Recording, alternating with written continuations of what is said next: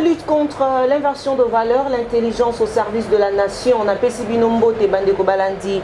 Il y a Espoir HK Télévision, Bokolanda Bissopé sur Télénews RDC. Bienvenue dans l'émission Nabiso Éducation politique. L'invité Otoko Solo Lalelo Namambi Mematali Ekolo Yabiso, République démocratique du Congo. Tokolobela ba dossier, il y a enlèvement, il y a eu opposition. Qu'est-ce qui se cache? Qu'est-ce qui se passe dans le République démocratique du Congo? Les célèbres journalistes John Kabamba enlevé il y a Mikolo Milekani à 3 semaines au Lekani et Mokolo Elelo Touti Koyoka que John Kabamba Batiki.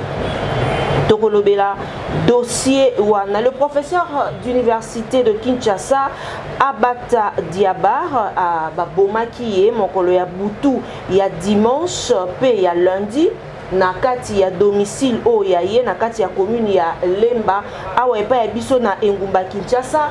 Incident yango balobi te ezalaki survenu vers 1h 2h du matin. Oyo esisitaki une vive réaction ya population lorsque l'un ya ba suspect revenait le lendemain pour na kopesa ba condoléances selon bato bazalaki wana balobi ke na Kinshasa awa insécurité eleki makasi na ndenge ya kosakana te tokokima pe na lombango na mambima ya matali est ya République démocratique du Congo.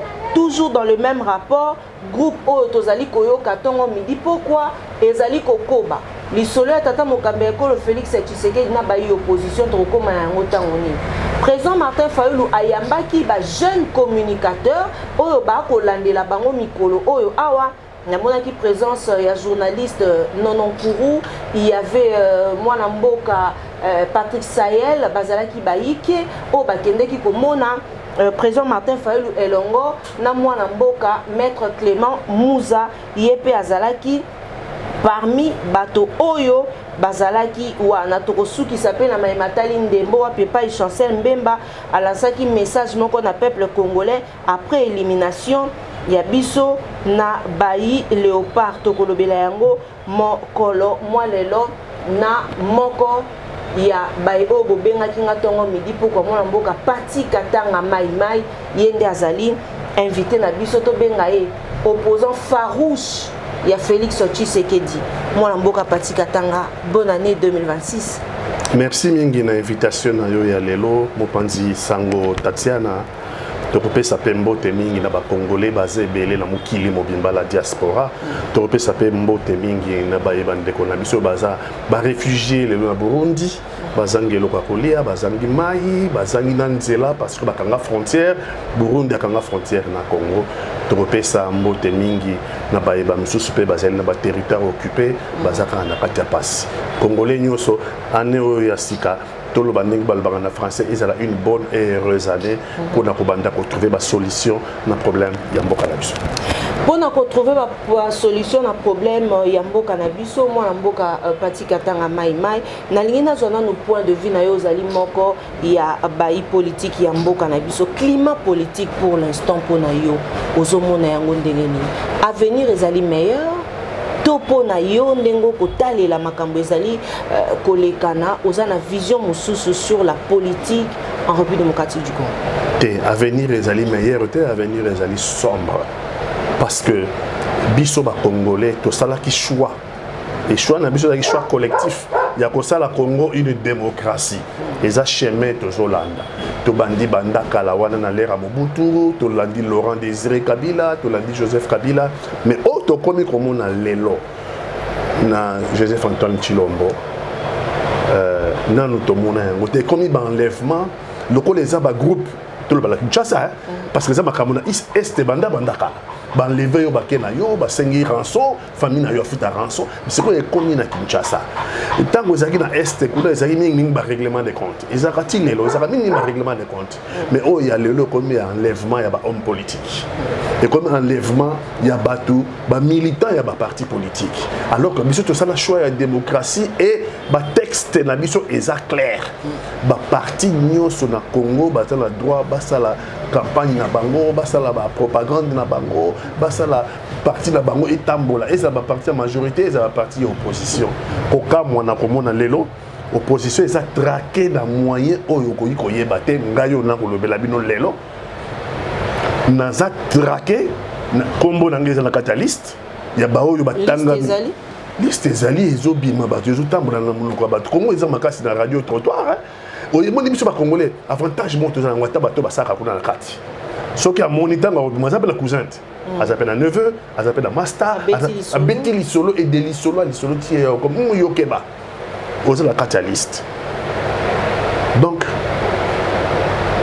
confusion ekomi totale baservice de sécurité na bamboka nyonso ya mokili baservice de sécurité ezalaka mpona koassurer la sûreté de l'état ezalaka mpona kotraquer baopposant te eza mpona koassurer basécurité de l'état eza mpona kotraquer awa ekomi kotraquer l'opposition bakomi banlèvement mosusu ekomi banleve bake babeti yo batie yo bapota batiki yo babwaki yo kuna banlèvement mosusu ekomi bamemi yo mpa zuzi na yo te banda balevaki yo babombi yo so wapi banlèvement mosusu ndenge tozoyoka ya bashadari ekomi soko eza solo bake babombi quelque part bobo négocier ekomi mbutu mboka efonctionnaka ndenge wana te soki tokocomprendre toza na mboka eza fragile tona baproblème lelo ya bitumba ezouta na est ezoya tokocomprendre baservice de sécurité ebunda mpo bainfiltre bazala te mpona kobanga te so bainfiltre bazali eza bazopesa information na baye bazoya na rébellion mpo bakoka koavance mais mama tatia na ngai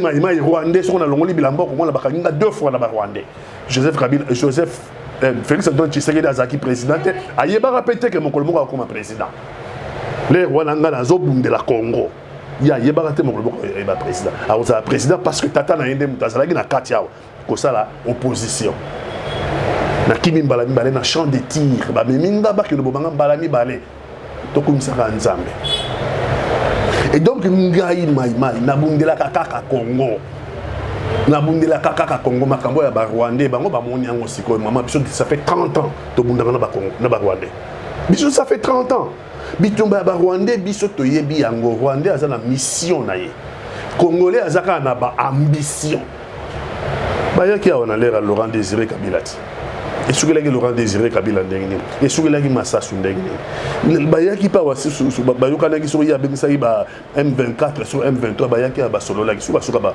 ozomona ngai problème na ngai eza Congo ngai problème na ngai ezali Congo autant nakoki kondima te ke bango Rwanda na mission na bango baya kobotola biso mabele autant na kati ya mboka corruption oyo eza kati ya mboka ezo détruire mboka na biso nakoki nakanga monoko te nakumisaka yango sous prétexte que soko okumisi bango te oza moto ya Rwanda te naza moto ya Rwanda te naza maimai etango nga nabungisaki barwandais bino boyebaka te qu'un jour bokoma na pouvoir et soki mboka na nge ezokende bien na ozala kota mboka matatiana na yebisaki bango banda bitumbu ebimaki le président de la république laissait na lobaki epai na yo na bandeko na yo mosusu bapanzisa yango bazalaki na Bunagana na mboka moke Bunagana eza mwa localité moko eza na frontière na Uganda na lobi na lembi pe mesilinga na bi mokonzi ya mboka lokola bazaka na Bunagana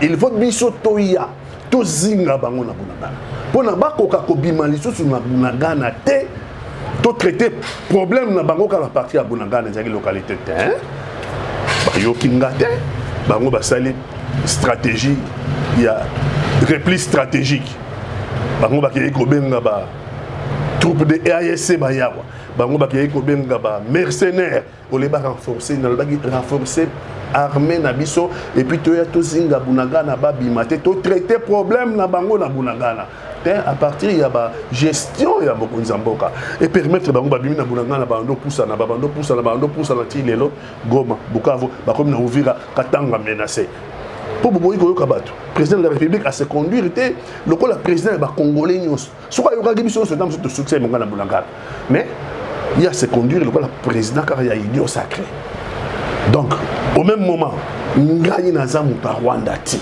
pe na ko komaka muta Rwanda ti. Mais bazo reprocher bino na nini? Bazo reprocher biso lelo soko ça les critiques ya pouvoir. Bon na bango critique ya pouvoir et la qui yoza moto infiltré à Rwanda. Un non-sens complet. Un non-sens. Ngana zali opposant farouche à Félix Antoine Tshisekedi.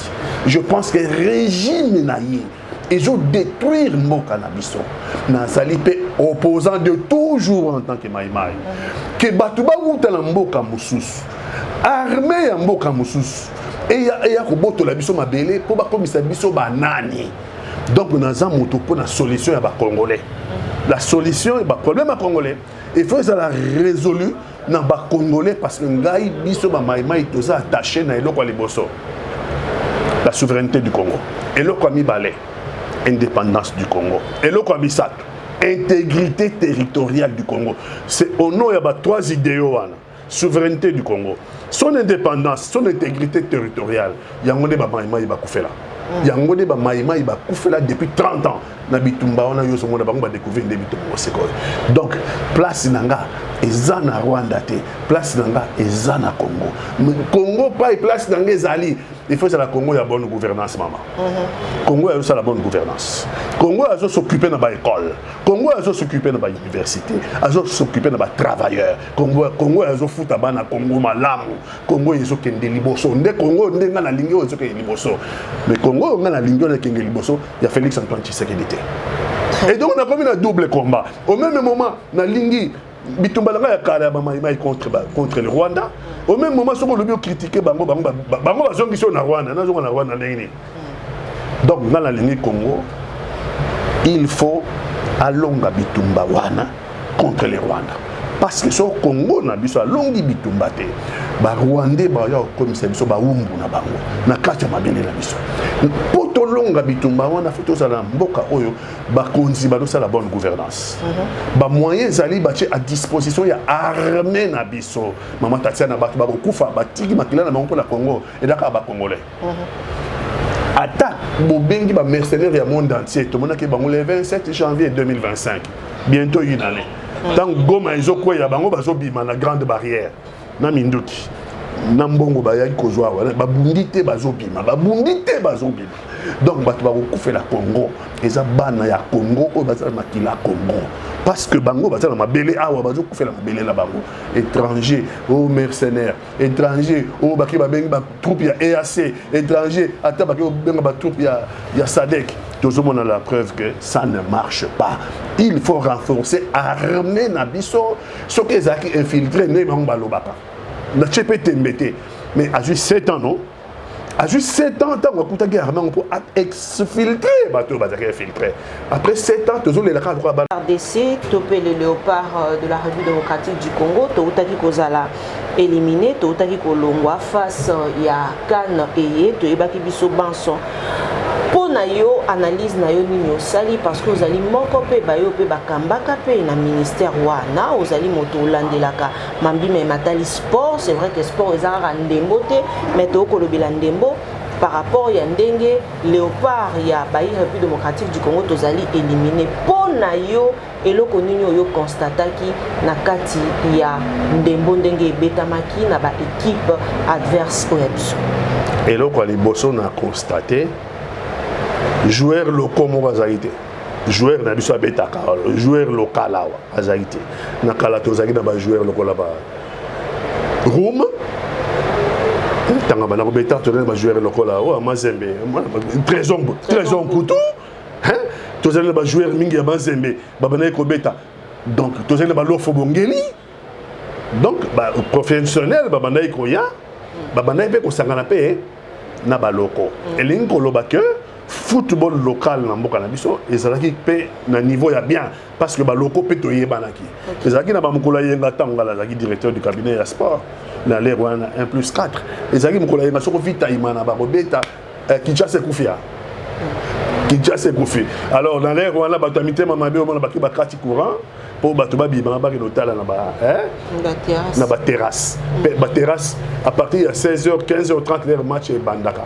au la voiture est tambolaté moteur est tambolaté batuba tondi na ba terrasse nous so ba kati courant na ba quartier nous ndenge banda osa et les gars c'est toujours na football ya kati mboka ibanda ekoke lelo bale na biso ekufi oyebi ke pour ça domaine na yebi na kambaki yango ba congolais le roi tona mbongo mingi te to ba na championnat na biso comme pe na championnat ya Afrique l'état d'Azoa en charge pour la équipe est déplacée l'état d'Azoa en charge sont besoin la Coupe d'Afrique Vita ou Mazembe alors que le dans le Cameroun l'état d'Azoa bi misambongo ticket avion na kolia na bino ba ko beta besoin aller retour soki na katiawa ale sanga balende ailleurs beta na Kinshasa l'état na ninga ba province soki na katiawa province ndako de charge sanga balende en déplacement soko vita ko déplacer awa na kati akeno beta na mulunge na mbandaka gouverneur né Kinshasa donc l'état l'état a abandonné ba prérogative na yewa donc la équipe ba la ba moyen te ba le kofi championnat kofi donc remarque Liboso pas des joueurs locaux. Et c'est très dangereux dans le football parce que nous avons la relève. Bon, les joueurs, les joueurs,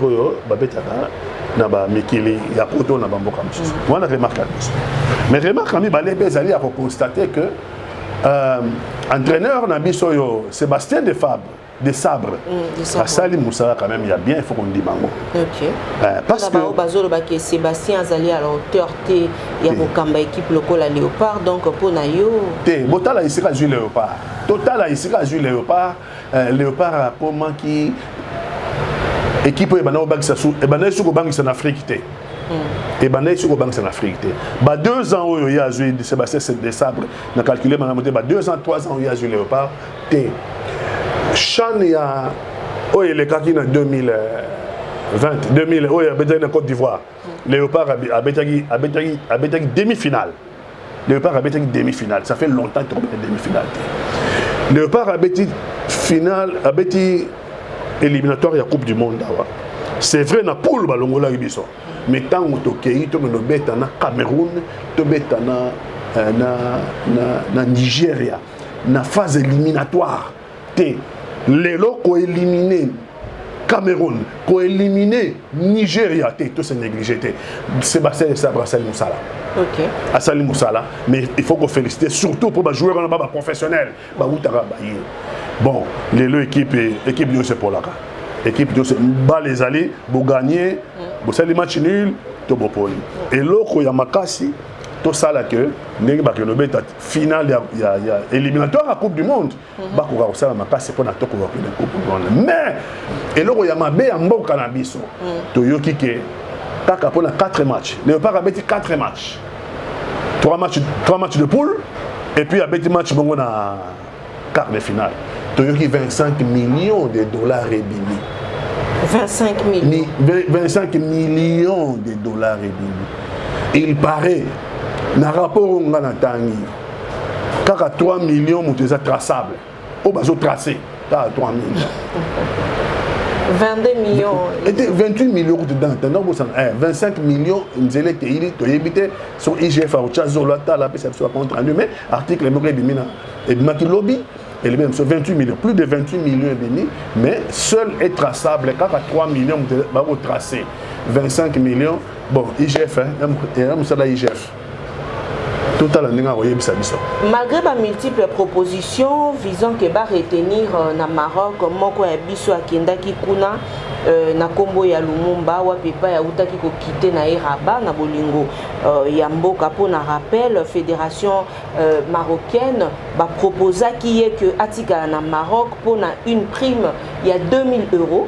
On les articles autozotanga soit 1 300 000 francs CFA par match, mais aboyaki na ye kotikala kuna mwana mboka s'est décidé que azonga awa et pas biso Lumumba veille à pote à défendre couleur ya mboka na ye d'une autre na ndenge mosusu d'une autre façon ce que c'est to bayango bongo un vrai patriote oyo a touché mitema ya ba milliers ya ba africains durant Cannes oyo et Salimaki wana point de vue na yo. Bon, maman Tatiana, dans le domaine où on a les réseaux sociaux à l'Okuta. Les réseaux sociaux à l'Okuta. Parce que, si on a bien na Maroc, pour payer ça prime il y a $2000 $2000. Non, 2000 euros. Soit les agis bongo. Chan est aussi la dimanche et aussi la dimanche au Kunezoya.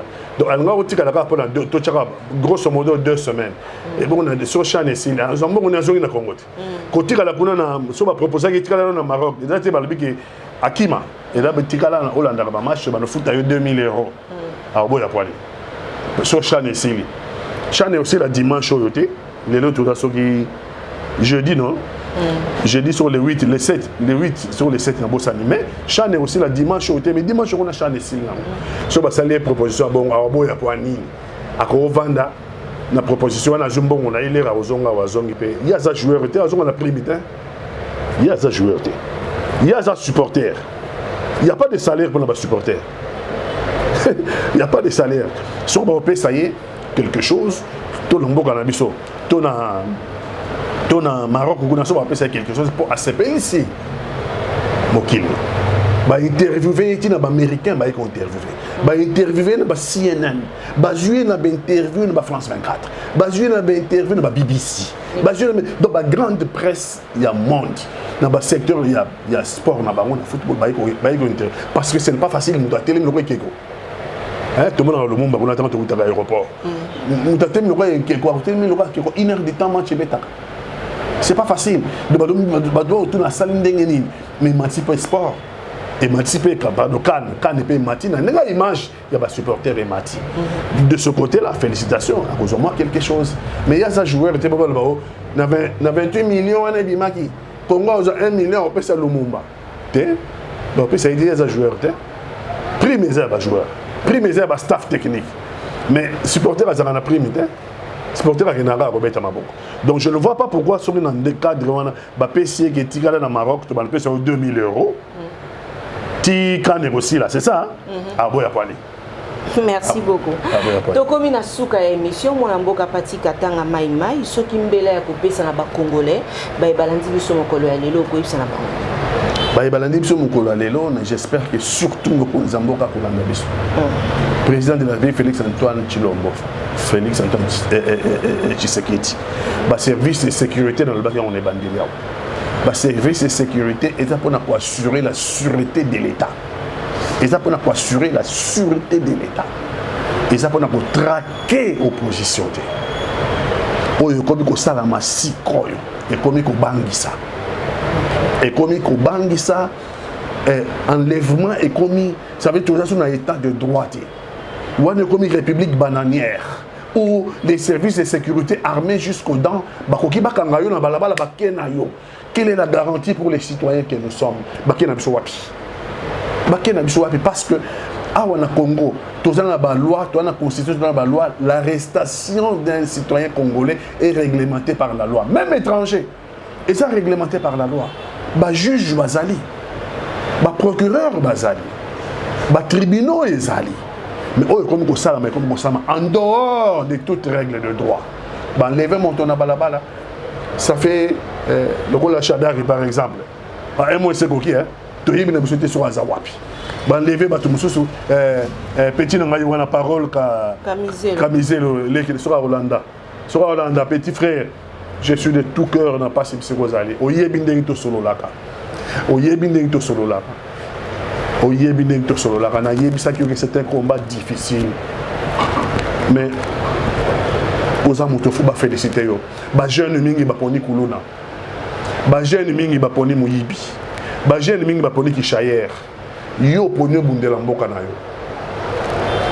Le combat est difficile, mais yeba que aux amouteux ba congolais. Oh, nengi ba saliyo. C'est en dehors de toute règle de droit. Wana Congo biso tozoluka yango wana ti. Yango mutuna ko s'adresser na ye mingi. Oya ko koyoka, et le chef de l'État, le président de la République Félix Antoine Tshisekedi. Oh, on a pesa qui ba meilleur vœu il y a quelques jours.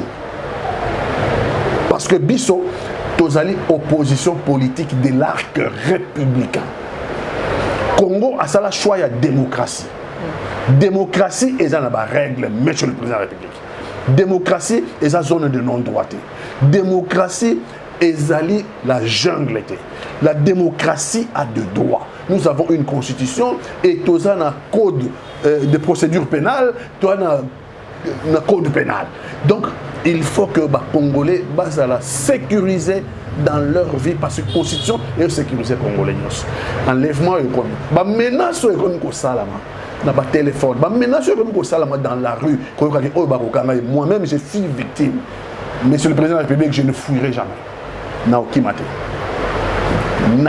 Maté, parce que nous avons fait le choix de la démocratie. Démocratie est dans la règle.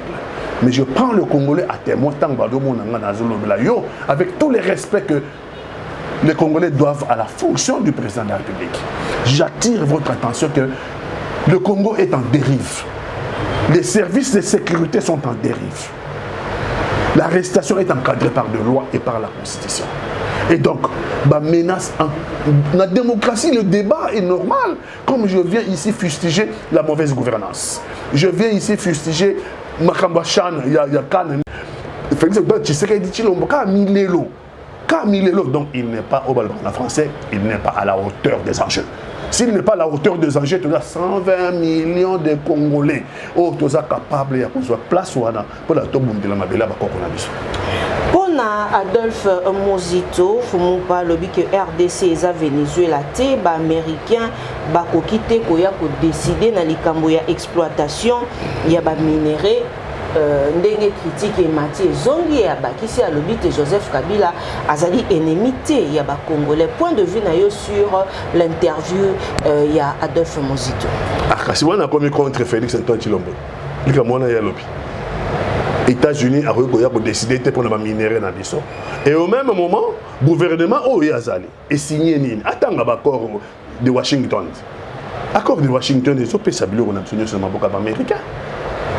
Si il y a le biquet, et qu'il y a décidé finalement, ça la nini. Accord de Washington, il faut l'imboler l'accord de Washington des anini. Sur l'accord de Washington, partenariat stratégique entre États-Unis et RDC, et puis accord de paix entre le Rwanda et le Congo sous la médiation des États-Unis. Sur l'imbo libiso bisira bazo benga minéraux à Congo, babenga minéraux de la région. Sera limbo libiso et pas bazo benga que pour Rwanda longola ba mesure défensive na ye agression ya Rwanda bango ba kenda ko signer que ça mesure défensive et le groupe soto bundela depuis plus de 30 ans sur Maïmaï.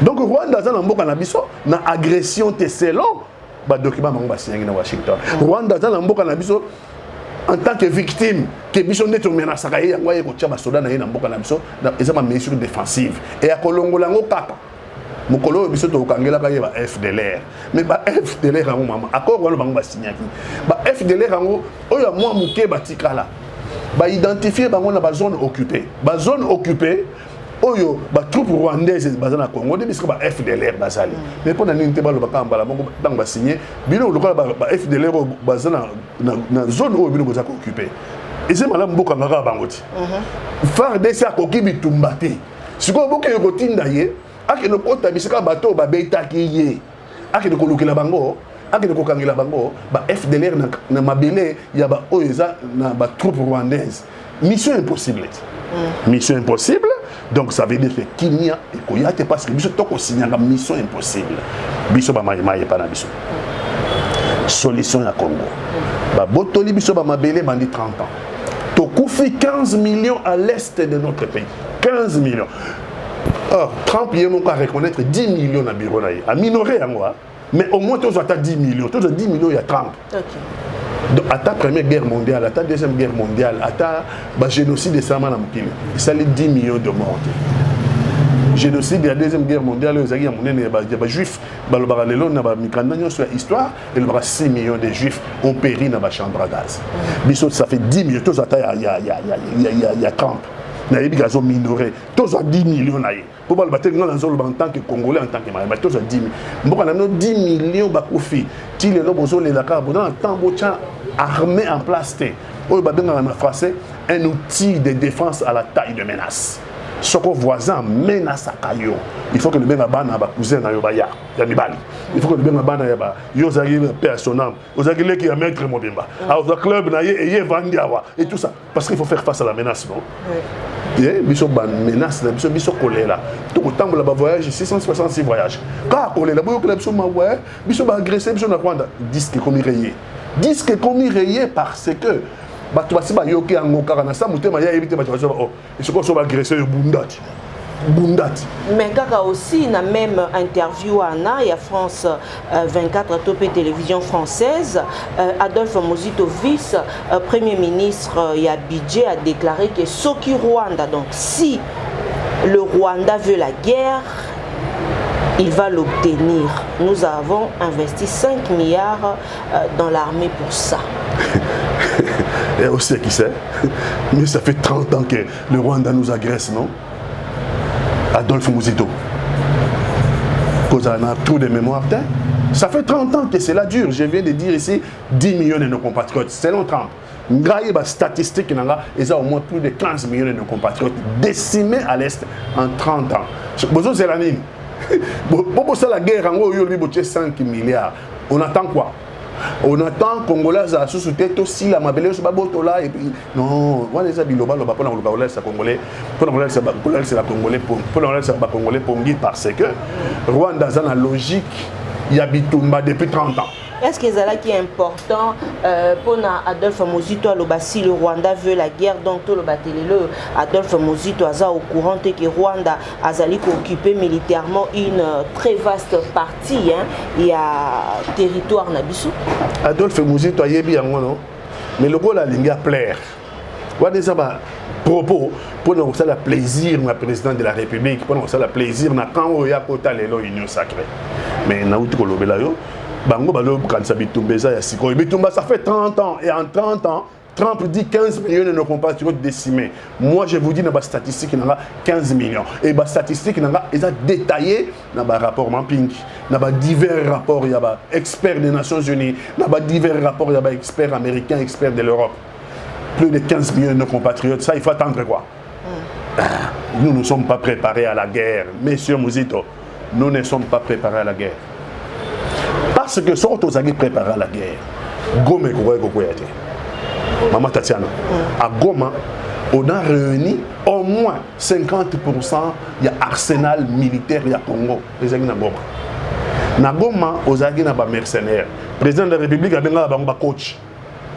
Na Goma, aux amis na troupes il y a Afrique du Sud. Aux amis na troupes il y a SADC. Na Goma, aux amis na Wazalendo. Na Goma, aux amis na FRDC. Na Goma, donc vous savez, Goma, Goma ne tombera jamais. Mais ndenge Goma est tombé, bon télévision na bitumba wana biloko nyonso so to memaki pour défendre Goma. Na mi lobi que soit tout se préparer na guerre soit tout à hauteur ya non tout mesurer danger nous. Le président de la République n'est pas à la hauteur de la menace. Parce que menace c'est à la hauteur, mais il faut à la hauteur voilà pour comprendre les menaces. Donc tel cet exemple là. Ba yanke boko ba yaka, ba ko menace sur yo que toi c'est nakala. Yaya na za la personnel. Alga ba mettre ba tondi awa pour ba soukisa bango. Ce qui vous a été retiré par la force. Beaucoup zwango na diplomatie. Ce qui vous a été retiré par la force doit se récupérer par la force. Ce qu'on dit par la force, c'est ce qui par la diplomatie. Nous avons des conditions à Rwanda et Zolanda. Au moins diplomatie, les conditions à Rwanda et Rwanda a agressé Binoté. Rwanda a des mesures défensives. Si vous avez un longwa, vous avez un FDLR. Au moins diplomatie, au moins on a fait de route à Rwanda. On a intégré dans l'accord de paix à Washington. On a fait de route à Rwanda. menace wana ou bien argumentaire ya Rwanda wana Mama Tatiana bokangela biso ba FDLR et banda depuis plus de 30 ans et banda depuis plus de 30 ans ba FDLR ngo basila raté faut vous rappeler bande qu'on a biso avec maman Rwanda occupé Mboka na biso pendant 5 ans Rwanda occupé Mboka na biso pendant 5 ans nere ba swana Laurent Désiré Kabila ba wana nere AFDL panzana ki ba Rwandais ba ke osala RCD Goma pendant 5 ans ba occupé ki est ya Mboka ba si c'est que ba FDLR té pendant 5 ans on a parce que ba FDLR ba na est et Rwanda a occupé notre pays pendant 5 ans de 98 jusqu'à 2003 l'ère tokei na dialogue intercongolais si c'est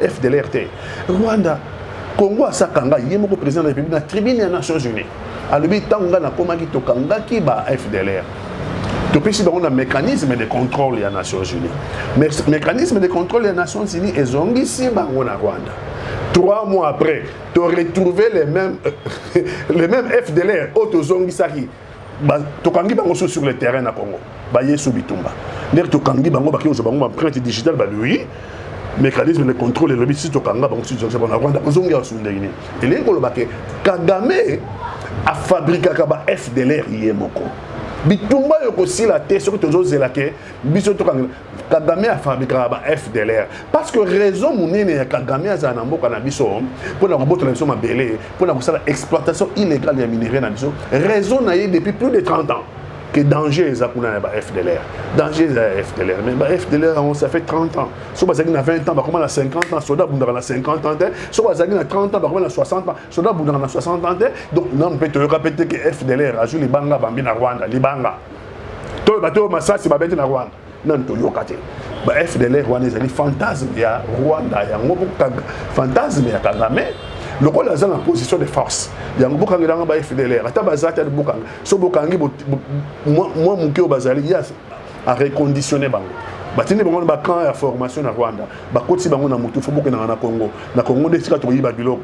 Bango baza faible. Faut boto na bango mabele. Biso na Rwanda to leke belé mabele ezate. Na Congo de mabele ezali. Bajongi si bango les souffrant. Donc FDLR est aussi là qu'à jamais parce que les alliés socle sur lequel argument ya Rwanda est vendu pour la communauté internationale. Si ce n'était pas les tweets, il y a Marco Rubio, AFC 123, il y a déjà les loyaux, na Kalemi, il n'y avait rien sur la route, wana Maloba.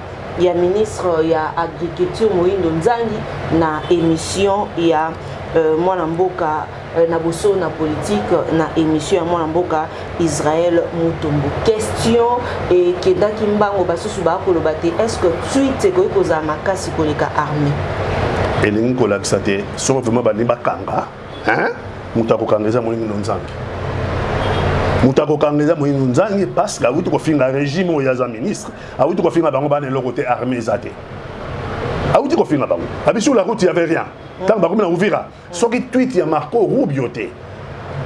Ndeba comme déjà dans Kalemi parce que de toute façon à l'OMP et l'autre les alagité dans Nzela. Donc à Pessibiso argument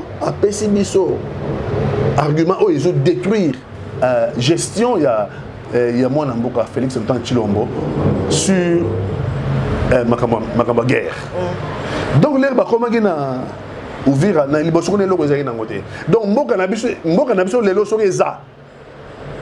C'est grâce à un tweet. Moutazu a commis un tweet. Mboka na biso vivre na tweet. Tweet wana ndeka muté télémisi bango. Donc mboka na biso ezaki ne loté. Baba ndabe okanga Moïse Nzangi. Asa mokangemi. So balandi na ndenga logique. Ndengi bazo traquer opposition. Mais mutuna bango a voulu que ça comme des arguments contre les régimes.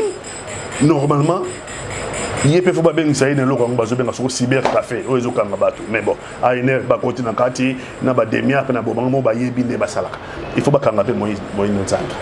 Donc à la kisi ba congolais que notre pays ne tient qu'à un tweet. C'est quoi des insultes. Quoi ba fingi régime. Voilà ba fingi. Donc mboka na mine na ba soldaté.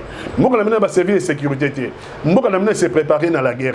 Mboka na mine ka tweet il y a Marco Rubio, nous sommes responsables.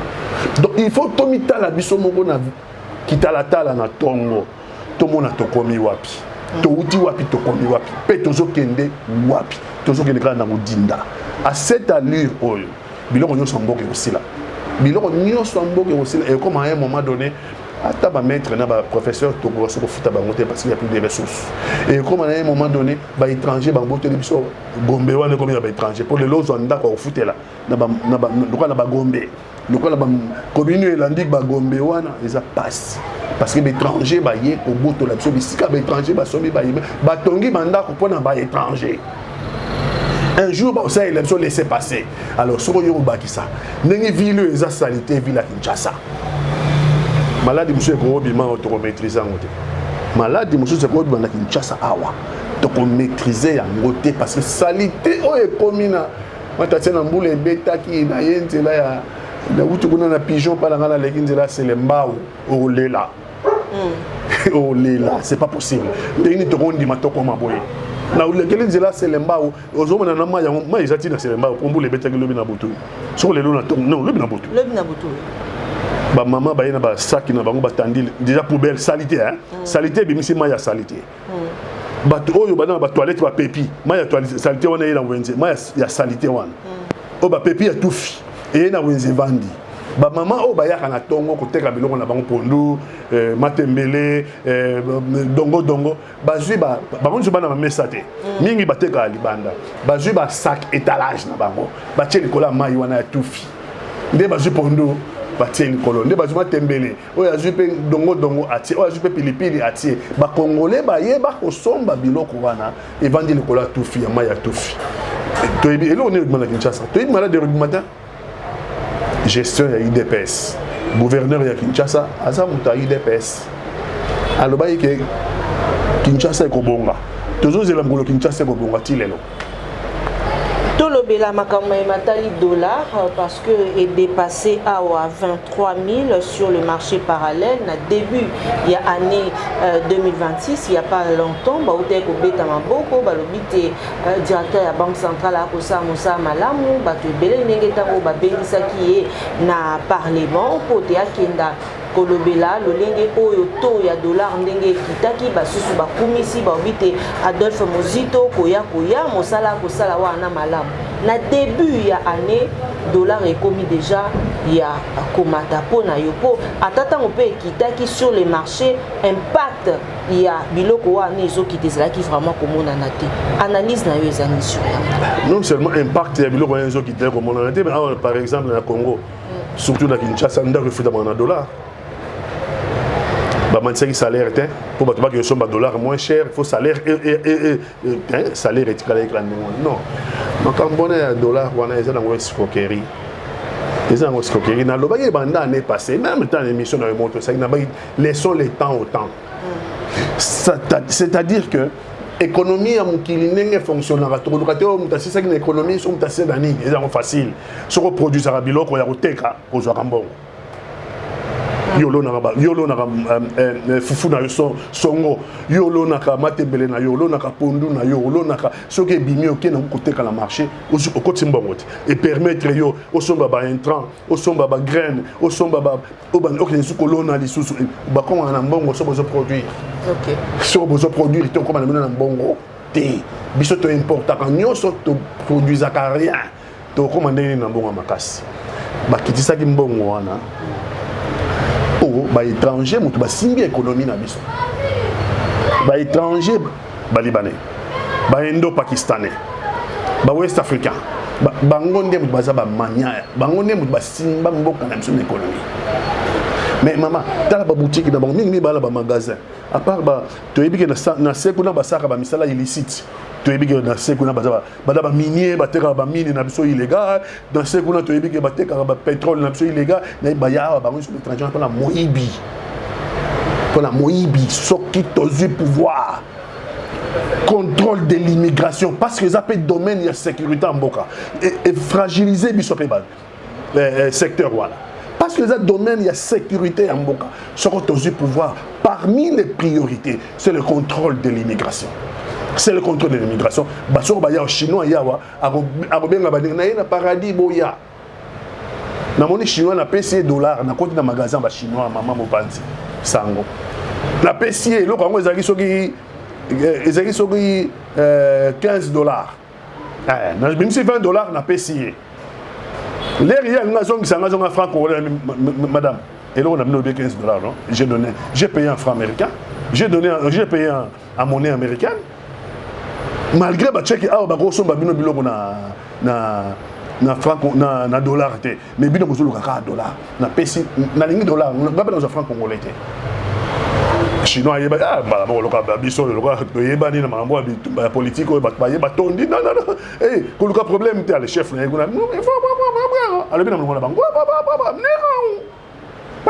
donc, à ben $5 à payer, c'est ça. On a la pêche $, c'est un franc congolais pour l'année. Pourquoi? Bango nyo so batek à biloko on a franc congolais. So côté dans magasin na biso avoir on a batek à biloko on a franc congolais. Bakenda ka converser ba franc congolais on a banque té. Bakenda ka kosomba franc congolais, bakenda ka kosomba dollar na marché parallèle.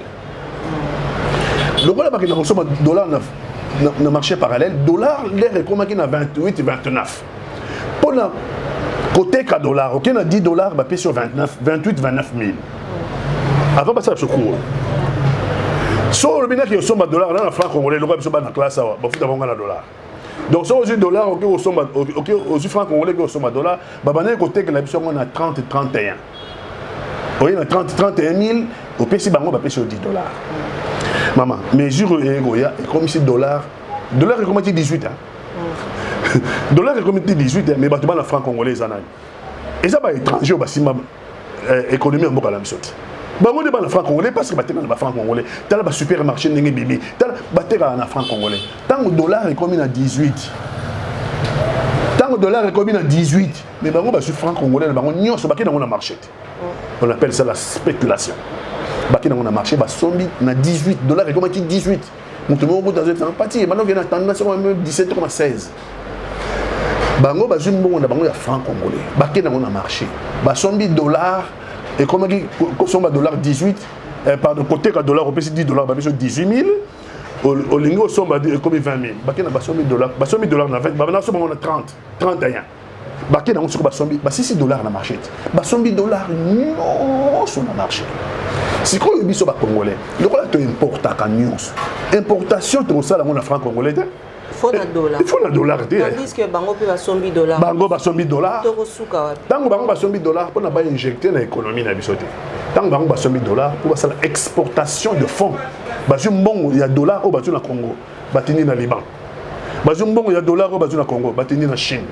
Bazum bon il y a $, au batini parce que Congo est un peu instable. Bazan la confiance à Congo. Bazum bon on a Bango va changer $, batini na Inde, batini na Pakistan, batini ba $, na biso. Et ont une économie na biso te peut soutenir l'économie na biso. Ba dollar au banque bazuawa. Bazu franc congolais ba tenir le mambo na bango. Donc Congo a exporté le fonds. Congo a exporté $.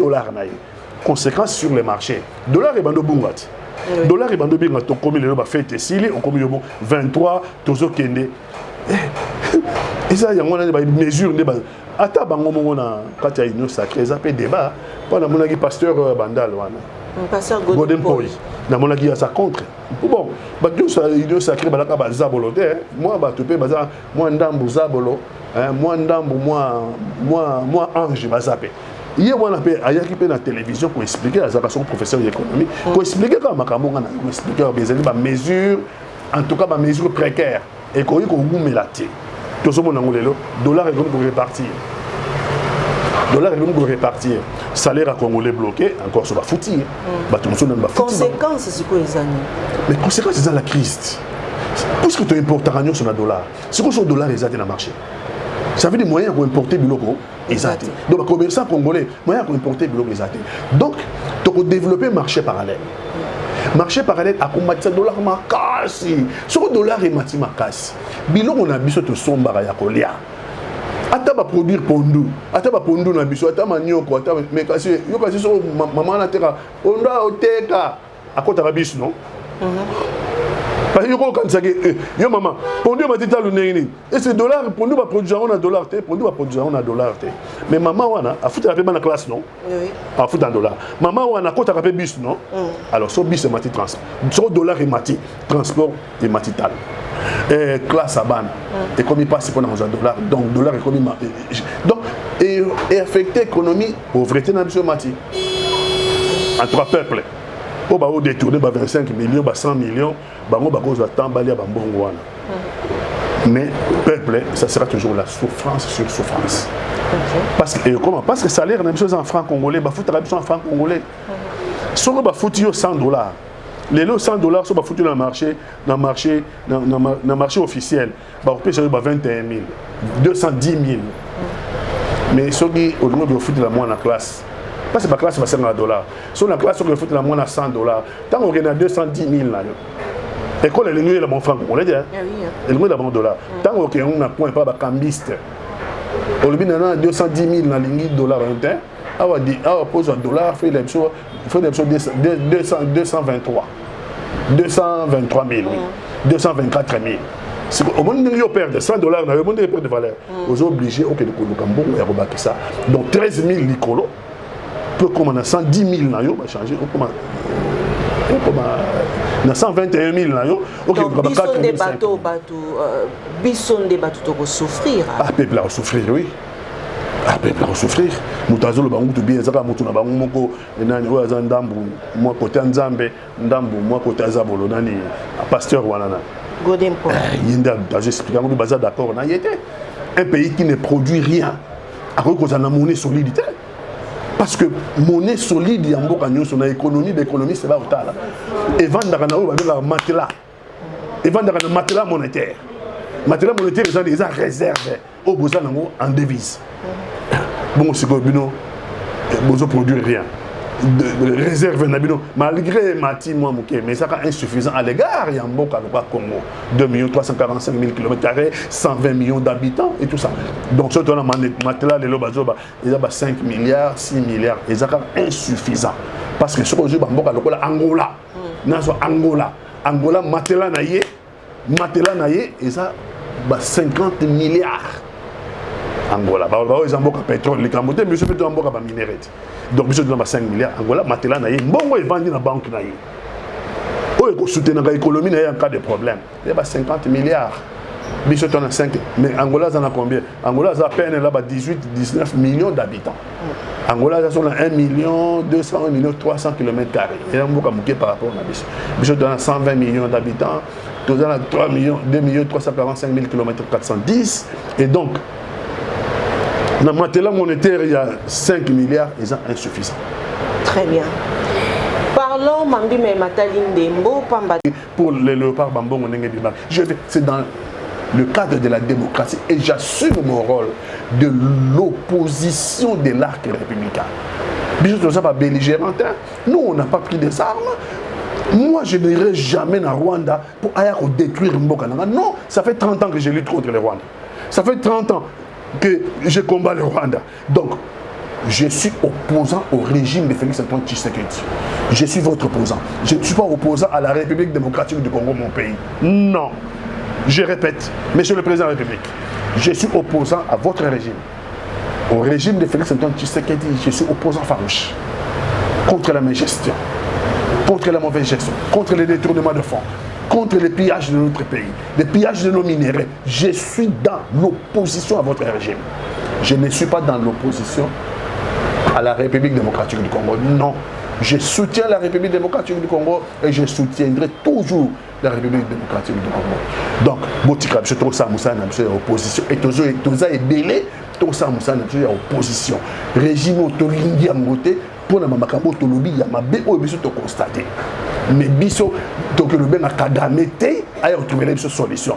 Biso, tous a convaincu, la solution à problème congolais passe par le Congolais. Monsieur le Président de la République, mettez de l'ordre dans les services de sécurité parce que les services de sécurité répondent de vous. Les services de sécurité du Congo sont sous votre tutelle. Donc, Monsieur le Président de la République, c'est sur votre tête que ça retombera un jour. Parce que les services de sécurité, ils ont un service mis à votre tutelle, Monsieur le Président de la République. Ils doivent faire le travail qui leur est reconnu, c'est lui d'assurer la sûreté de l'État et non de traquer l'opposition surtout l'opposition de l'arc républicain que nous sommes.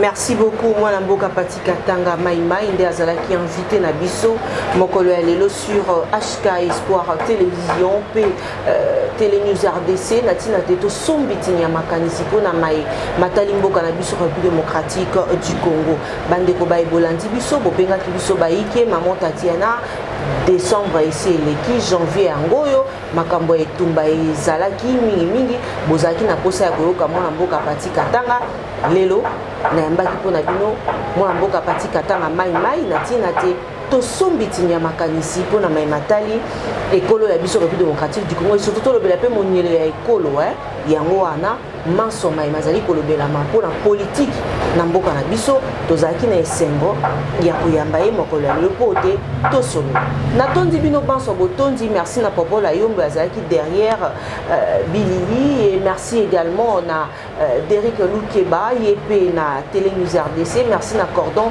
Opi Mafikou, merci na coach Henri Kassim Fred Ed, merci na ma partenaire fidèle ya maman Tatiana, merci na maman Emilie Nzemba, ya tous peuplé ya Mbeto et maman Likelemba. Bonne année na ya Mimi la ifete à Mokondi import export, elle quand même toujours au service de la nation. Merci également na Cécile Osango, la confiance du chef Serge Katembo. Joyeux anniversaire Naya Eric Lusandu ou Aoutaki Kosepela Mokone Mbotama Nzambe Abokasi bon son appelé ça yo Kimia o Mokile Kora Kopé ça te elongo na libota na yo Mobimba. Rwandais na guerre wana. Ça veut dire que c'est à craindre. C'est à craindre, ça veut dire que est-ce que l'opposition, malgré Babiloko, Union Sezo, les Canabozo, continue toujours à croire dans le dialogue? Maman, on a compris que Félix Antoine Chilombo a un dialogue. On a compris qu'il a un dialogue. Parce que ce dialogue, Sango initiative, c'est déjà plus d'une année. Sango initiative, plus d'une année, on a compris qu'il a un dialogue. On a peut-être une solution. Bon, maintenant, est-ce que tu as opposition, tu as dialogue, tu as dialogue. Nous avons constaté que au moment où il y a dialogue, il risque que Batomingi Baboya n'a pas de dialogue. Il risque que Kabila Boya dialogue. Il risque que l'opposant Moussou Baboya dialogue. Bon. Et là, on a le Baka qui est Mboka et Bongo Solo. Surtout Solo la Bisso, pour trouver solution au Congo, il n'est jamais trop tard. Ce qui souffrance à Congolais, Congo aussi là, dans le dialogue.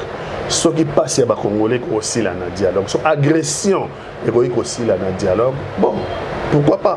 Il faut exploiter pour trouver une solution pour le problème à Congolais. Mais en tant que Maïmaï, Maman Mopanzi Sango Tatiana, c'est qu'on vous a ravi par les armes, c'est par les armes que vous allez récupérer votre lac. C'est par les Mindoki pour force mécanique au Rwanda a utilisé depuis 30 ans. Biso Congo a un moyen belé. Problème na biso sa mauvaise gouvernance. Biso Congo a un moyen belé pour les Rwanda en un clin d'œil. Tout ça capable il y a un outil de défense à la taille des menaces pour relever des défis à l'agression à Rwanda depuis 30 ans. Et le problème na biso plus un problème interne. Mauvaise gestion de la guerre, tribalisme,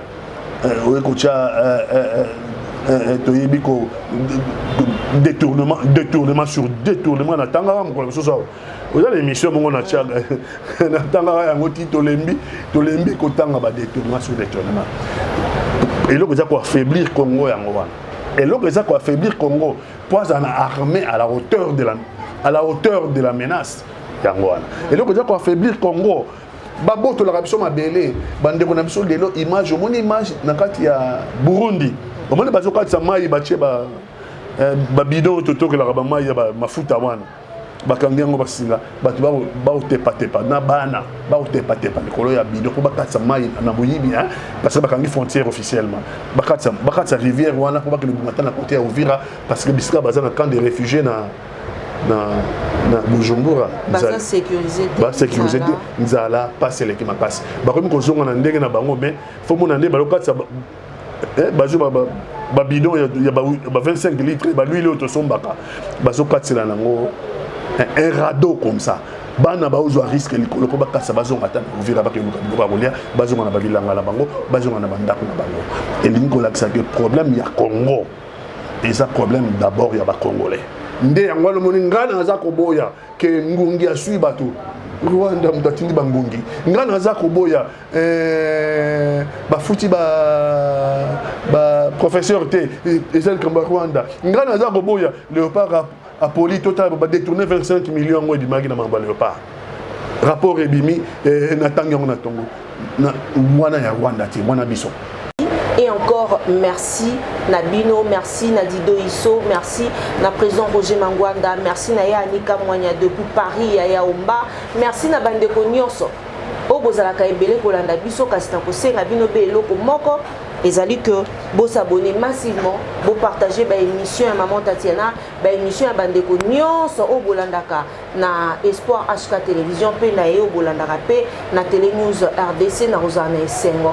Tango boko matisaka ba abonné na biso tongo midi poko ezali soutien ya makasi o bino bozali ko sala po na biso. Soki Nzambe azongi te ngai na bino tokokutana na mikolo mizali koya po tosola. Merci également à Jean Médard et Wing, merci na bino nyonso. Balobaka l'église et la presse sont au milieu du village. Mais la voix de Tatiana lutte contre l'inversion de valeurs, vous dit que l'église est les corps du Christ. Christ est vérité, alors l'église et la presse sont dans la vérité. Merci na Bandalois, na Bandaloise. Bon retour à Kinshasa na Yves Bouya. Merci également na Ososan ou les patrons Papa Pena, Mbote Mingi et Sika Ozali pour la Daviso. Allez, au revoir.